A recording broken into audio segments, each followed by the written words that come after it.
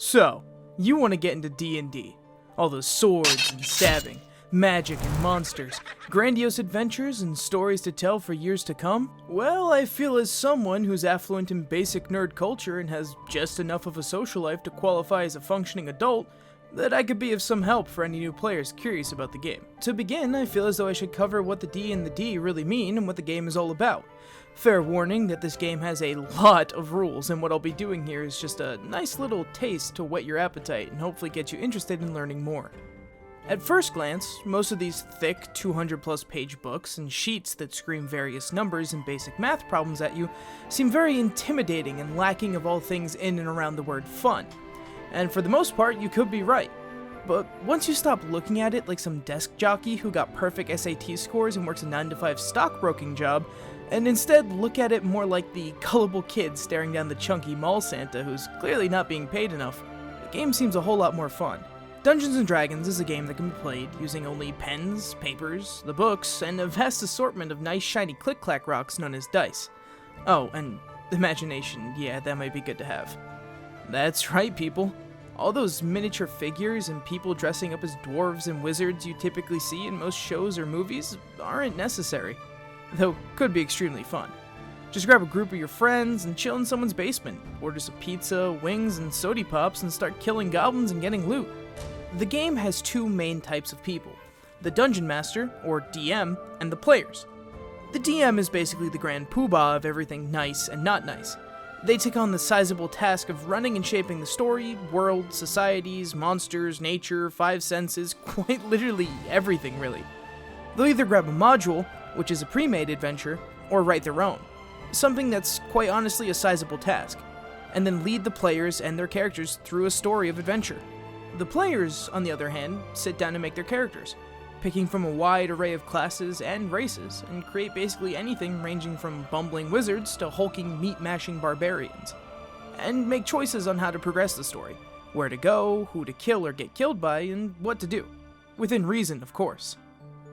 Each player has a sheet, known as a character sheet, which displays all the information you need to know in order to play, such as health, equipment, and stats that affect how most things will end up going for you. Now I'll cover making a character in another video, but no, it's not as intimidating as it looks. Each of the stats range anywhere from 1 to 20, with 10 being what's classified as basically average. Depending on each of the stats, the abilities will either help or hurt your character as they make decisions and actions in the world. Basically everything in Dungeons & Dragons is solved through a roll of the dice and the addition or subtraction of a modifier.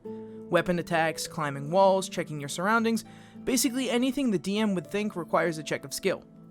The list of skills you see on your character sheet are all rolls you may be asked to make, known as either skill checks or skill saving throws, depending on what's happening.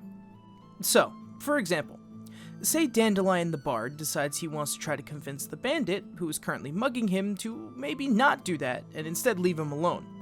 The DM would tell Dandelion to make a persuasion check, while determining a number anywhere from 1 to 20, sometimes even a little bit higher like 25 if it's really a near impossible task to complete. This would set the difficulty of the check that Dandelion will have to match or roll above to pass and complete his goal in some way, shape, or form. Dandelion would roll his d20, which is the 20-sided die, and add the number he sees next to his persuasion skill to the number he rolled. If he passed the DM's check, the bandit maybe realizes he doesn't need to rob the sing-song boy and instead tells him why he was robbing him in the first place. Well, if he fails, maybe the bandit feels even more inclined to stab the sing-song boy and take his shekels. That is what would be known as a skill check. An example of a skill saving throw is basically the same thing, but instead of using the modifiers you see here, it would instead use the modifiers you see here, and would be made more in an attempt to resist or deny something happening directly to your character, such as a burly man holding him down, resisting the urge to puke after eating the food he found on the ground, or resisting the effects of a spell. Now the DM doesn't have to put a check on everything.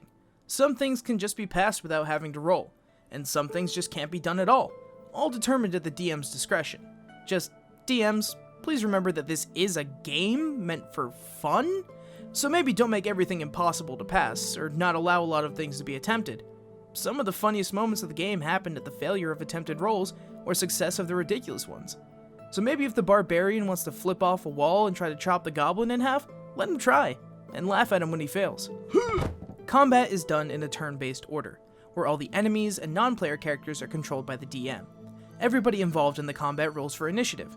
Everybody rolls their d20 and adds their initiative bonus, while the DM rolls for all the before-mentioned monsters or friends and keeps track of everything either on their phone or a piece of paper.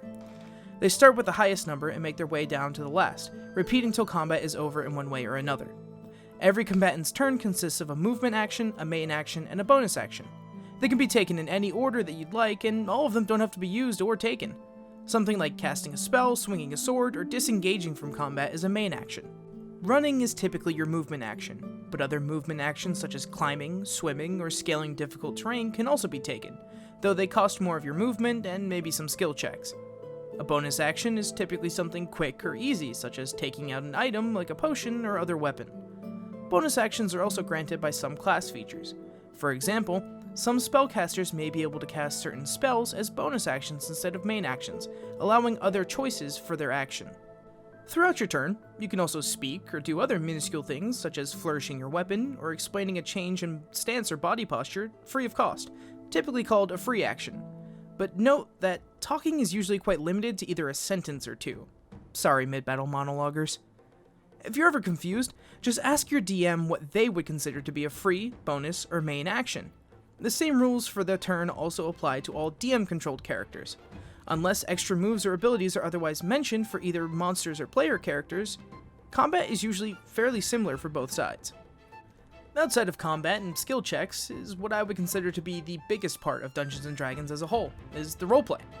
This is the bread and butter of Dungeons & Dragons. And no, I'm not talking about throwing pebbles at your friend and calling it a lightning bolt. Lightning bolt! Lightning bolt! Lightning bolt! Lightning bolt! Sleep! Lightning bolt! I'm talking maybe giving your character a voice and some personality and putting yourself in their shoes. If you're playing the bitter old fighter who's lost a lot in his life, maybe lower your voice, make it a bit rough, throw in an accent for the hell of it. Or if you're playing the bumbling klutz of a wizard, maybe stutter over your words as your brain is working too fast for your lips and give off the air of intelligence. I mean, you have been studying magic for years now. While this isn't necessary, as I know some people may not be comfortable with doing it, which is absolutely fine, it adds a layer to the game and makes things more interesting. If you're worried or embarrassed about adding a voice or acting out your character, it's perfectly fine to abstain from doing so until you build up a good level of comfort. But I would definitely recommend trying it at least once, as you may find it to be a lot of fun. Role-playing is used when doing most things. Talking to other players' characters and building bonds, talking to a DM-controlled character and making friends and enemies, maybe even trying to talk to and convince the enemy that he doesn't need to go through with his evil scheme, and he can still be put back on the path of good. Roleplay is the part of the game that adds the flavor to the big old pot of soup that is Dungeons & Dragons. Just know that at any point, you can break character to talk to your real friends, and don't get too sucked into the roleplaying. Make sure everybody's comfortable with what's happening or being acted out. If what's being acted out between your friends is something that bothers you, you should always feel comfortable enough to speak up and say, "Hey, can we maybe fade to black here, or just not go this direction?" Always remember to make clear distinctions between John the normal human and Grognak, orc barbarian champion. Now, the last and biggest thing I'm going to talk about here is the fact that D&D is entirely a game of choice. And what I mean by this is that literally everything in the game can be changed or altered to better suit your friend group. Rules can be changed, stats can be altered, abilities nerfed or buffed. It's all up for change if everyone at the table wants it to be. Now, you may be thinking that this means you've just now wasted all this time listening to me for nothing, but what I've given you is the most basic, bare-bone explanation of how the game is typically played. At least for me. This is a game that endorses and encourages change and alteration, which to me makes it even more fun and enticing. If you and your friends playing want something changed, or the DM thinks it could be better to change the way a monster or a rule or ability works, you can sit down and talk it out with the whole table and make the game even more fun for everyone. There, in all reality, is no right or wrong way to play the game.